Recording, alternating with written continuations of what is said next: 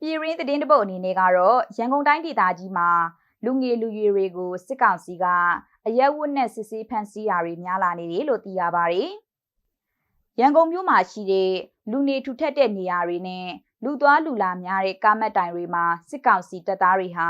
အရက်ဝတ်တွေဝတ်ပြီးလူငယ်လူရွယ်တွေကိုစောင့်ဆိုင်ဖမ်းဆီးနေတာလို့ဒေသခံတွေကပြောပါတယ်။တချို့ဆိုရင်လိုင်းကားတွေပေါ်တက်ပြီးဖုန်းတွေကိုအတင်းအဓမ္မယူစစ်ဆေးမှုတွေပြုလုပ်နေတယ်လို့လွတ်မြောက်လာတဲ့အမျိုးသားတယောက်ကနရင်းစရာပြောပါတယ်။လိုင်းတာယာမြို့နယ်ကနေအင်းစိန်မြို့နယ်ထဲမှာအလုတ်သွားလုပ်တဲ့လူငယ်တချို့ကိုအောင်စီရကျူရရအဆင့်မှာစစ်ကောင်စီတပ်ဖွဲ့ဝင်တွေက